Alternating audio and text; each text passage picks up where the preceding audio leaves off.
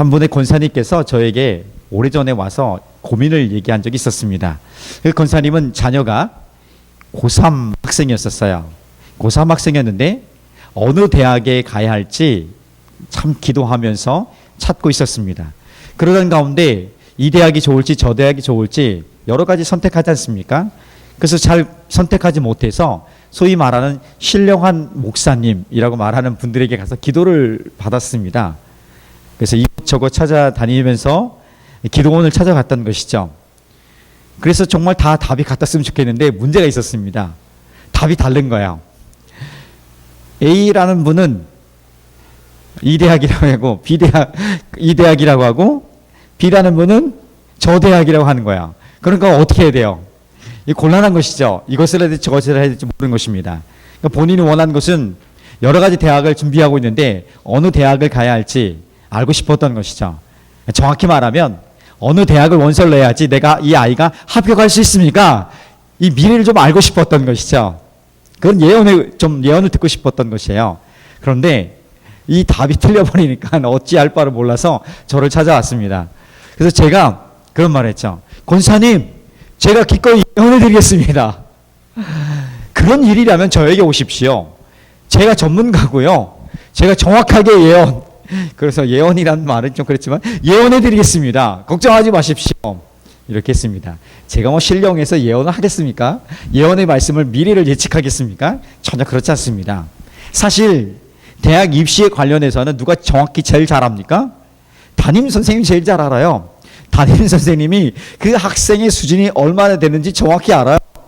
그리고 그 학생이 무엇을 하길 원하는지도 다 알아요. 상담을 충분히 했기 때문에. 희망하는 바를 알아요. 그러면 그 성적과 희망하는 바를 잘 조율해서 가장 적절한 대학을 쓰는 거죠. 그러니까 누가 제일 잘합니까? 담임 선생님이 잘할 수 있는 거예요. 신령한 분 찾아가서 기도할 것이 아니라 담임 선생님과 고민하며 상담하는 게 훨씬 더 정확하다 볼 수 있습니다. 그래서 제가 그런 얘기를 해드렸죠.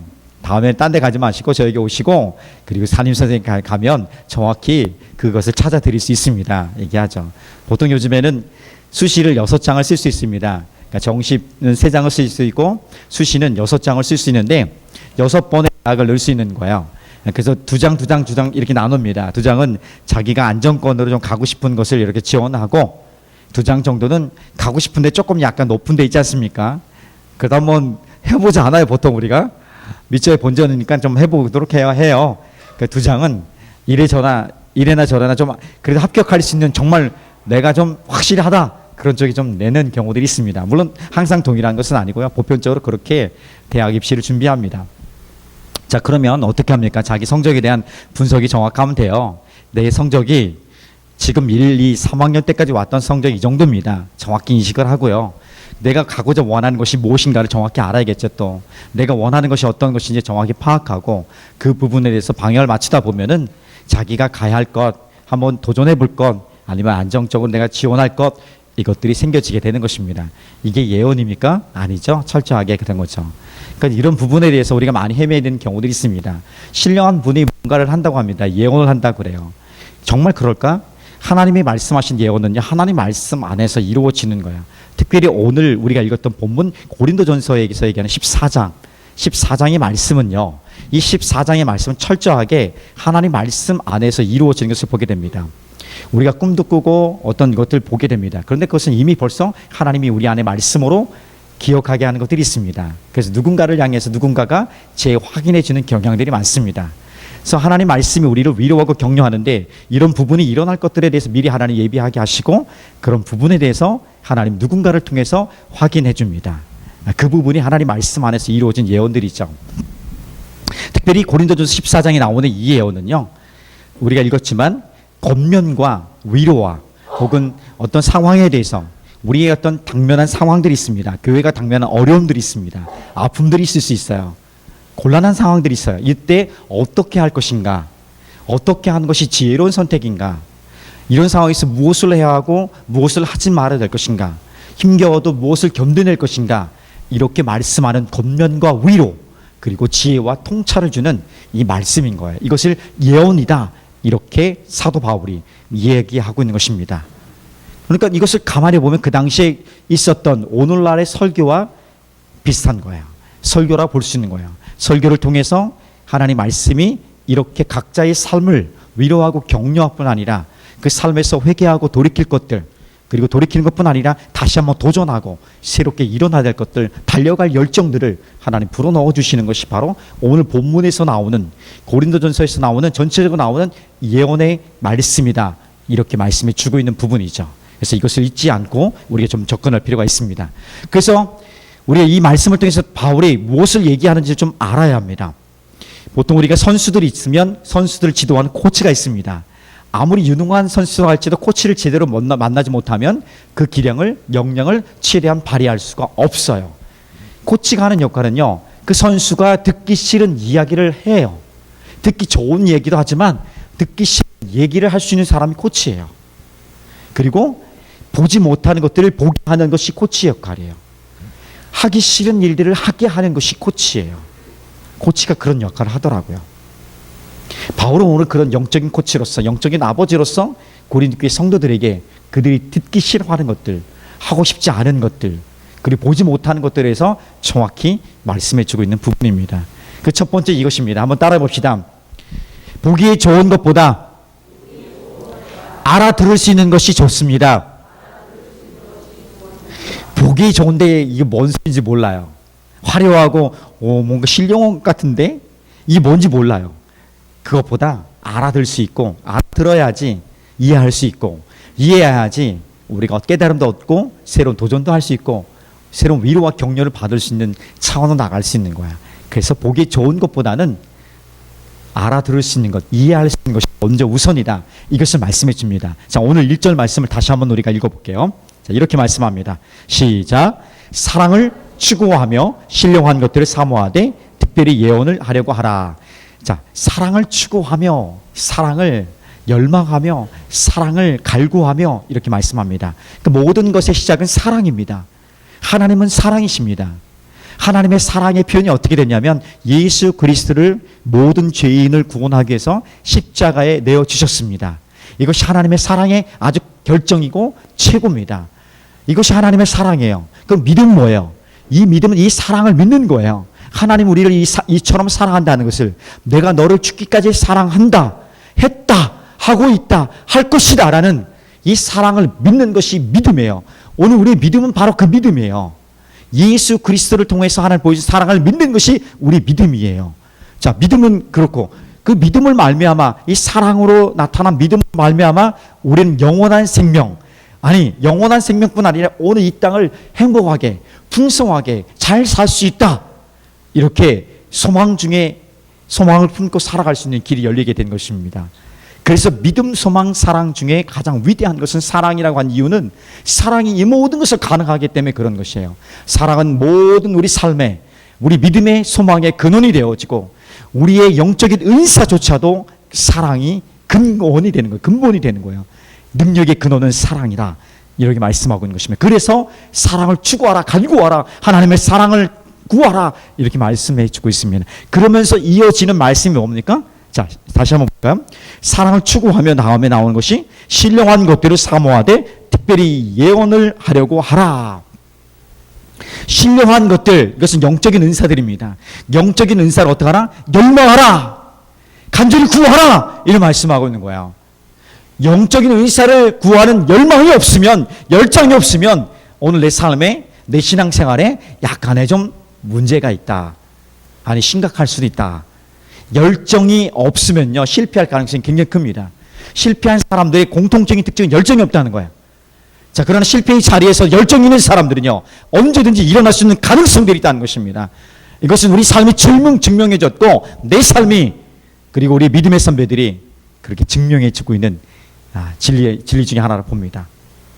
그래서 열정을, 그러니까 하나님의 은사에 대한, 성령의 은사에 대한, 영적인 은사에 대해 사모하라, 이렇게 말씀하고 있습니다. 교사를 하고 싶은데 가르칠 능력이 좀 부족합니다. 내가 하나님의 부르심을 받아서 말씀을 전하는데 말하는 것이 어눌합니다. 어찌하면 좋겠습니까? 하나님 내게 가르치는 은사를 주시옵소서, 가르치는 은사를 주시옵소서, 말할 수 있는 능력을 주시옵소서. 이게 영적인 은사를 간구하는, 열망하는 모습이 아니겠습니까? 내가 한 사람을 사모할 수 있는, 한 영혼을 사모할 수 있는 마음을 주시옵소서, 그 영혼을 품고 기도할 수 있는 마음을 주시옵소서. 오늘 그 아이가 내 아이처럼, 내 아이인 것처럼 살아갈 수 있는 마음을 주시옵소서. 이런 간구한 열망이 있어야 된다고 말씀해 주고 있는 것이죠. 우리 중에는 음악을 하는 사람이 좀 많이 생긴 것 같습니다. 음악을 한다. 하나님, 내가 음악을 통해서 하나님을 예배하는 사람이 되고 싶습니다. 내가 모든 장르를 아울러서 하나님을 예배하는 음악인이 되고 싶습니다. 그러면 하나님 내게 음악적인 차질을 주시고, 그리고 감각도 주시고, 영혼을 울릴 수 있는, 사람을 치유할 수 있는 그런 통찰력과 멜로디와 운율과 뭐 그런 것들을 하나님 부어주십시오. 이게 간절히 열망할 수 있는 것이죠. 내가 주님 뭔가를 섬기기 원하는데 섬길 수 있는 능력을 주십시오. 내가 하나님과 교회와 다른 사람을 누군가 섬기기 원하는데 내게 있는 것이 부족하니까 내게 주시어서 그것을 섬기고 세워갈 수 있게 주십시오 하는 열망함이 일어나야 된다는 것이죠. 이 열망함이 있는지 없는지를 점검해 볼 필요가 있는 거예요. 오늘 1절에서 말씀에서 이렇게 도전하는 것입니다. 하나님의 사랑을 추구하되 그 다음에 영적인 은사, 우리가 하고 싶은, 우리가 필요로 보았던 그 어떤 것들을 향해서 간절히 구하는 열망함이 있는가 살피라는 것입니다. 살펴야 돼요. 그래서 저는 그렇게 생각합니다. 우리가 가장 중요한 것은 여러 가지가 있었지만 그 중에 하나는 열정입니다. 우리가 좀 경험이 부족하고 지식이 부족하고요. 또 사람과 관계도 부족할 수 있어요.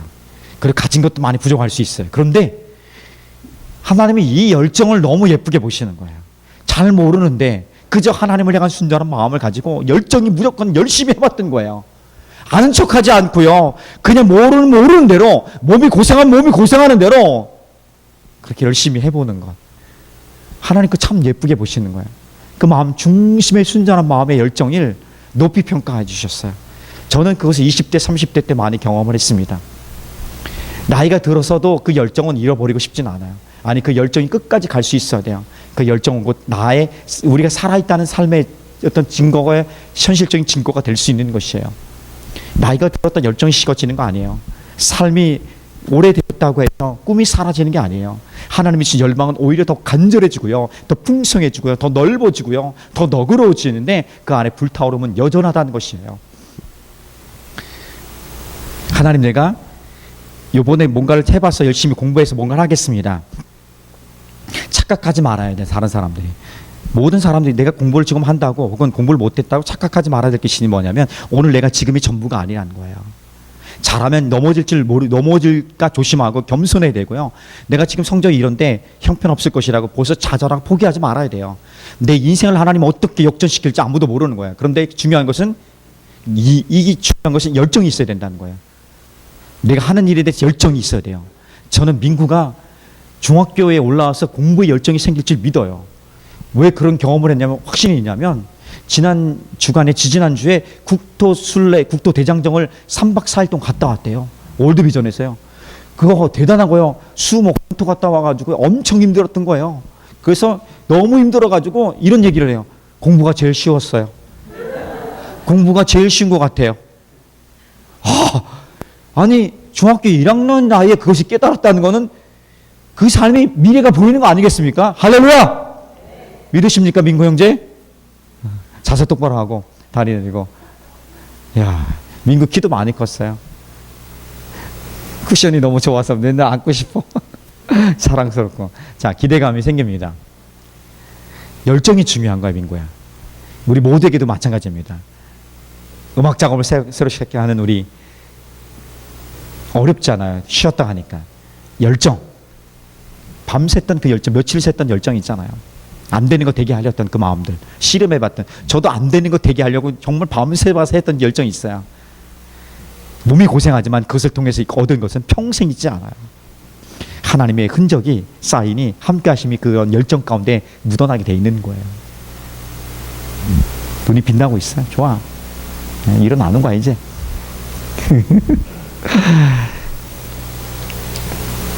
그 열정이 우리에게 있었으면 좋겠습니다. 그러면서 영적 은사를 열망하되 그 다음에 나오는 은사가 구체적으로 있어요. 어떤 은사냐면 예언의 은사를 구하라 이렇게 말씀합니다. 예언의 은사를요, 사랑 다음에 놓은 거예요. 사랑이 가장 중요하다는 건 모두가 인정하는데요. 예언을 왜 앞에 놨을까? 우선순위에 놨을까? 고민해 볼 필요가 있는 거예요. 특별히 방언과 대비하면서 나와요. 방언보다 예언하는 것이 우선하는 것이 좋다 이렇게 결론을 내주고 있는 거예요. 왜 그런지에 대해서 우리가 읽었던 2절부터 4절까지 얘기하고 있어요.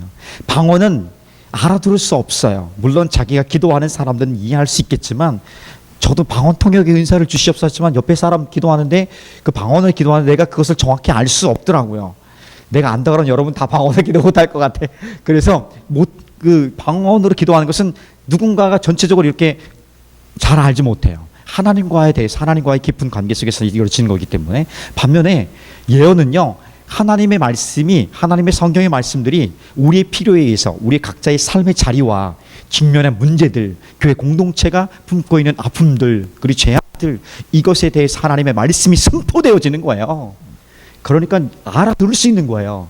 위로가 필요한 사람은 위로가 오고요, 죄책감으로 고민하는 사람들 죄로부터 자유케 하고요, 미래가 불투명해서 불안하고 두려워하는 사람 내가 너와 함께 있다는 확실한 믿음을 주므로 두려워함이 아닌 담대함으로 설 수 있게 하고요. 때문에 나타나는 현상이 알아들 수 있기 때문에, 이해할 수 있고 이해할 수 있기 때문에 그 능력이 나타날 수 있는 거예요. 그래서 사도 바울은 고린도 교회가 갖고 있는 방언에 대한 우월감이 있었어요. 방언하는 것은 직접적인 성령의 역사의 증거라고 생각했기 때문에 굉장히 그것을 자랑하며 자랑했어요. 방언 자체가 문제가 아니라 방언을 자랑해버린 거야. 그냥 자랑해버린 거야. 이게 문제가 된 거야. 그러니까 예언하는 사람들 예언 서로 예언하겠다고, 설교와 비슷한 거잖아. 내가 설교하는 저기서 막 설교하고 여기서 막 설교하고 질서 없게 막 움직여버린 거야. 예배가 완전히 어떻게 되겠습니까? 이방 예배보다 더한 무질서한 예배가 돼버린 거예요. 그런 상황에서 정리해 줍니다. 명확하게 정리해 줍니다. 그 우월감을 갖고 자랑하는 방언하는 자들아, 그것이 옳지 않다고 얘기하고 있는 거예요. 먼저 우리가 사람을 세우고, 다른 사람을 세우고 보교회를 건강하게 세울 수 있는 예언이 먼저 오도록 하라, 이렇게 알아들 수 있게 하는 것이에요. 카톨릭에서 지금은 우리말로 카톨릭인, 우리나라 사람은 우리나라 말로 하고 각 나라의 말로 카톨릭 미사 예배를 드리고 있습니다. 카톨릭은 예배를 미사라고 하는데, 카톨릭은요 오래전부터 정말 그래요. 라틴어로 설교를 했어요. 라틴어로 모든 예배 순서를 했어요. 라틴어는 당시에 종교계 1500년대 그때 당시에는 라틴은 귀족 언어입니다. 귀족 언어예요. 독일에서는 독일 평민들이 쓰고 있었어요. 독일어는 평민들이 예배하러 오면 독일어를 모두가 알아들을 수 있는 독일어로 예배를 드려야 되지 않습니까? 근데 독일어가 아닌 라틴어로 드린 거예요. 라틴어. 알아들을 사람이 거의 없는 거예요. 그러니까 예배 드리러 온 사람 뭐 합니까? 그냥 예배 순서에, 예배 형식에 참여하는 거예요. 그래서 카톨릭이 그렇게 형식이 그렇게 많은 거예요. 형식을 통해서 예배하는 거야. 뭔지도 모르고 하는 거예요. 그 의미와 그 내용이 곱는과 위로와 하나님의 도전과 말씀들이 이해되지 않은 상태에서 그렇게 가는 것입니다. 이해되지 않으니까 은혜가 될 수 있겠습니까? 물론 이해가 되지 않아도 은혜가 될 때는 있을 수 있어요. 절대적인 것은 아니지만 될 수 있지만, 그러나 보편적으로 보면 알아듣지 못하고 이해하지 못하고 그것이 은혜가 될 수 있을 것인가, 이것은 우리가 확신할 수 없는 것이죠. 제가 만약 여기서 여러분 스페인어로 막 설교를 해보세요. 유창하게 아주 그냥 웃기면서 나름대로 저러면 신나게 하면서 탁월하게 스페인어로 막 설교해보세요. 여러분 어떻게 됐습니까? 얼굴은 웃기지만 속으로는 저 뭐 하는 거냐고 그냥 뛰쳐나오고 싶죠. 그러면 그 다음 주에 아무도 안 올지도 모르겠습니다. 그런 비슷한 현상이 지금 고린도 교회에 있었던 거예요. 서로 방언으로 막 공식적 예배 가운데 이런 말씀을 전하는 것 가운데도 방언으로 막 해버리니까 문제가 심각해진 것입니다. 질서도 없고 교만해지고 우월감을 갖고 이런 무너진 현상 속에서 사도 바울이 얘기합니다. 먼저 예언을 먼저 소중히 여겨라. 알아들 수 있도록 것이, 예언이 중요하다, 예언이 우월하다, 이것을 말하고 싶은 것이 아닙니다. 정말 중요한 이것에 남겨진 핵심 뭐냐면 다른 사람 배려하라는 거예요. 사랑으로 배려하라는 거예요. 그 모든 은사의 근원은 사랑인데, 그 모든 은사의 능력은 사랑인데, 네가 하고 싶은데 네가 영적인 은사가 충만하다고 해서 네가 마음대로 그렇게 해버리면 다른 사람들은 어떻게 되겠니? 혹 우리 중에서요, 방언 기도 막 하는데 나는 그것 때문에 불편해서 여기 견딜 수 없다, 얘기해야 돼요. 우리 그러면 그 한 사람을 위해서 자제하고 어떻게 하면 좋을지 고민하고 해결 방법을 찾아가야 되는 거예요. 맞습니까? 맞아요. 그래 가는 거예요. 우리 예배가 너무 어렵다. 저기 애들도 막 산만하다. 어떻게 해야 될까? 고민해야 되는 거예요. 그 사람이 그것 때문에 불편하고 어렵다면 우리는 같이 가서 고민해주고 어찌 하면 좋을까 설명해주고 그 최대한 배려해주고, 이런 작업이 중요하다는 것입니다. 이것을 말하기 위해서 사도가 한 거예요. 알아듣지 못하는 그 방언으로 너도 나도 해버리니까 오히려 알아들을 수 있도록 통역하고, 방언을 하면 통역해서 알아들 수 있게, 전체가 알아들을 수 있게 하고, 그렇게 하는 게 좋겠다 얘기하는 것입니다. 예언도 너나 상관없이 막 질서부질서하게 할 것이 아니라 질서 있게 말씀을 선포하라. 하나님이 성령이 임했을 때 말씀이 임하걸랑요. 우리 가운데 말씀하고 싶은 그 예언의 말씀이 선포되어지걸랑요. 권면의 말씀이든 도전의 말씀이든 회개의 말씀이든 하나님의 예언의 말씀이 임할 때 선포되어지걸랑요. 그러면 그것도 순서 있게 하라 말씀하고 있는 것이에요. 그 모든 것이 뭡니까? 사랑 안에서, 사랑의 기준이 되어지니까 한 사람 한 사람을 배려하고, 한 사람 한 사람이 소중하다는 것을 존중하고 배려하라는 것입니다. 처음 오신 분이 저희 분위기 어렵다면 말씀해 주시면 그 부분에서 고민하고 기도하면서 최대한 조율해 가고 위로하고 격려하고 배려해 주는 사람들이 필요한 것입니다. 우리는 익숙할지 모르겠지만 누군가는 익숙치 않아서 힘들 수도 있는 거예요. 당연한 거예요. 그 마음을 가지고 예배하는 것, 이것이 오늘 첫 번째 말씀에서 보이는 것보다 이해할 수 있는 것들을 먼저 우선하라고 말씀해 주는 이유인 것입니다. 이제 아시겠죠? 아, 방언보다 예언을 해야겠구나. 그것이 아니라 배려하고 공동체를 세우고 사람을 세우고 한 사람을 소중히 여기는 것에 우선하라, 이래 말씀하고 있는 것입니다. 우리도 사실은 수요일 같은 경우는 저는 성령 집회 경식을 하기 때문에 그냥 방언 기도 처음부터 해요. 멤버들 전부 다 방언 기도한 사람이기 때문에. 근데 수요 예배에 전혀 그 방언 거부하는 사람이 왔다. 그러면 전 또 조율하겠죠. 그러면 돼요. 그렇게 가는 것이 맞습니다. 한 사람에서 소중하기 때문에. 자, 두 번째, 우리 가운데 간단하게 말씀하고 있는 부분은 한번 따라해 보겠습니다. 성령 연사는 섬김을 위한 것입니다. 우리가 본문을 읽지 않았지만 12절 말씀을, 여러분 성경이 있으면 한번 고린도전서 14장 12절 말씀을 한번 읽어보겠습니다. 그러므로 너희도 영적인 것을 사모하는 자인즉 교회의 덕을 세우기 위하여 그것이 풍성하기를 구하라, 이렇게 말씀합니다. 영적인 은사를 구하되 그것이 풍성하기를 구하라. 이것은 무슨 말씀이냐면 우리가 우리의 유익과 만족, 나의 만족과 유익을 위해서 영적 은사를 사용하는 것이 아니다라고 얘기해 주는 것이에요. 하나님이 주신 영적 은사, 하나님의 선물은요, 철저하게 누군가를 위한 거예요. 자기를 위한 것이 아니에요. 유일하게 방언만 하나님과 관계에서 우리가 곳으로 나아갈 수 있게끔 하나님 덕을 세워주는 것이지만 다른 모든 은사는 100% 다른 사람을 위한 거예요. 공동체를 위한 거예요. 그래서 하나님 세워주신 거예요. 교회 공동체, 가정 공동체, 여러분 서 있는 그곳에서 여러분에게 주신 은사와 달란트를 가지고 세워가기를 그래서 주신 거예요. 자, 그렇게 세워가지 못하고 오히려 그것을 자랑하고 그것을 뽐내고 자기의 유익과 만족을 위해서 다른 사람을 희생시키고 다른 사람 업신여기고, 그것이 뭐로? 바로 고린도교의 현상이었고 그것은 성경적이지 않다고 얘기하고 있고, 오늘 우리도 똑같은 것입니다. 정확히 해야 돼요. 정확한 거예요. 하나님 주신 은사는 내가 중보하는 것은 누군가를 섬기기 위한 것이지 나를 위해서, 나의 유익과 만족을 위해서 내가 누군가를 밟고 올라가기 위해서, 내가 먼저 가기 위해서 사용한 것이 아니다. 이 개념을 정확히 알아야 돼요. 아, 그럼 나를 위한 게 아니기 때문에 열심히 구하지 말아야겠구나. 그래서 제가 서론에 모든 은사를 열정적으로 구하라고 얘기한 것입니다. 내가 학생들을 섬기기 위해서, 내가 자녀들을 섬기기 위해서, 내 동료를 섬기기 위해서, 내 직장 동료를 섬기기 위해서, 내 보스를 섬기기 위해서, 내가 누군가를 섬기기 위해서 필요한 것이 있다면, 필요를 보았다면 그 부분 하나님 부어주시고 내게 선물을 주셔서 내가 잘 감당할 수 있게 해주십소서. 그것이 바로 하나님의 영광을 위한 하나님의 주신 영적 은사든 도구라는 사실을 정확히 말씀해 주고 있는 것입니다. 도구 없이 땅 파보세요. 얼마나 힘든지 몰라요. 여러분, 손으로 땅 파는 것보다 삽으로 파는 게 빠릅니다. 삽으로 파는 것보다 포크레인을 빠는 게 훨씬 빠르요. 삽으로 1시간 팔고 포크레인 한 번에 끝나요. 하나님이 이렇게 우리에게 좋은 도구를 주신 거예요. 물론 좋은 도구를 깨달을 때까지 기간이 필요하겠지만 하나님 주신 영적인 은사, 신령한 은사, 이런 것들에 대해서 사모함 들이다면, 정말 그 중심을 잃지 않고 교만하지 않는다면 하나님의 영광을 위해서 누군가를 세우고 누군가를 돕고 누군가의 실적인 필요를 채워줄 수 있고 살릴 수 있는 도구로 하나님 사용하기를 주님의 이름 축복합니다. 그랬으면 좋겠어요. 그렇게 사용되길 원합니다. CCC의 창립자였던 빌 브라이트는 그의 묘비에 이렇게 기록되어 있습니다. 예수님의 노예. 예수님이 노예예요. 이게 무슨 의미냐면 나는 예수님의 소유입니다. 이렇게 고백하고 있는 거예요. 나는 예수님의 소유입니다. 나는 예수님의 소유입니다. 그러니까 내가 아무것도 아니라는 거예요. 많은 사람들이요, 자기 중심을 위해서, 자기 유익을 위해서 뭔가를 이용하려고 합니다. 우리 본능적으로 그런 존재들이에요. 죄인이기 때문에.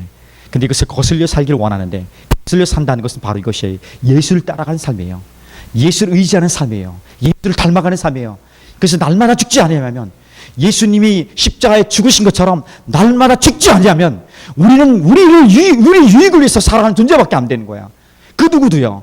날마다 내가 예수 앞에 죽지 아니하면, 예수님을 닮아서 죽지 아니하면 나의 만족과 유익을 위해서 살아가는 존재예요. 그 죽으면, 죽기를 결정하고 살아가면 날마다 주님을 닮아가는 삶을 살아갈 수 있는 것이에요.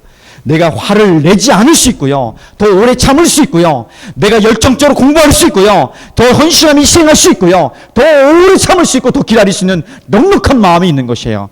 예수님이 십자가에서 죽으신 것처럼 날마다 예수님을 따라가며 죽는다는 것은 오늘 나의 유익과 만족을 십자가 못 받고 내가 좀 더 이상하고 욕먹고 비난을 받고 조롱을 받는다 할지라도, 더 많은 것이 잃어버린다 할지라도 주님을 따라가는 삶이기 때문에 저 기다리겠습니다. 조금 더 한 발자국 더 기다리겠습니다. 참겠습니다. 이해하겠습니다. 더 수고하겠습니다. 더 땀 흘리겠습니다. 그거예요. 그 자세가 오늘 그렇게 눈물로 기쁨으로 뿌린 그 씨앗이, 땀이 바로 하나님이 맺으신 열매로 나타나게 되는 것입니다. 누구를 위해서? 하나님의 영광을 위해서. 누군가 살리면 하나님의 영광이 나타나는 거야. 하나님이 하신 거야. 내가 했으면 내가 아니라 하나님이 하신 거잖아요. 하나님 나를 통해서, 우리를 통해서 그 일을 이루시는 것입니다. 그런 열정이 일어나기를 주님의 이름 축복합니다. 날마다 예수를 따라가는 예수의 십자가를 바라보면서 그렇게 달려가기 원합니다. 그런다고 해서 우리 삶이 변화되느냐, 바뀌느냐, 내가 원하는 것이 이루어지냐, 될 수도 있고 안 될 수도 있어요. 안 된다고 의미 없는 것은 또 아니에요. 고통이 의미 없는 것이 아닌 것은 고통을 통해서 뭔가 열매를 맺지 않아도 의미가 있을 때가 있어요. 그 동기와 가족에서 나는 충분히 배운 거예요. 깨달은 거예요. 그러면 내가 원하는 것을 얻지 못했어도, 아직 찾지 못했어도 나는 지금 그것의 가치를 알게 되는 거예요. 그러면 나는 오늘 여전히 날마다 예수의 십자가를 지며 따라갈 수 있는 길이 열려지게 될 줄 믿습니다. 그래 살아갔으면 좋겠습니다. 그렇게 살아가다 보면 하나님의 성령께서 우리 가운데 주신 은사들이 내 것이 아닙니다. 내 모든 것이 주님 것입니다. 내가 열심히 일한 거 내가 했잖아요. 내게 건강 주시지 않았으면 그거 어떻게 할 수 있겠어요? 근본을 찾아가 보세요. 주님 아니면 아무것도 아닌 것을 내가 고백할 수밖에 없는 거야. 그 믿음이 주님 안에서 다시 회복되기를, 열정이 회복되기를 주님의 축복하면서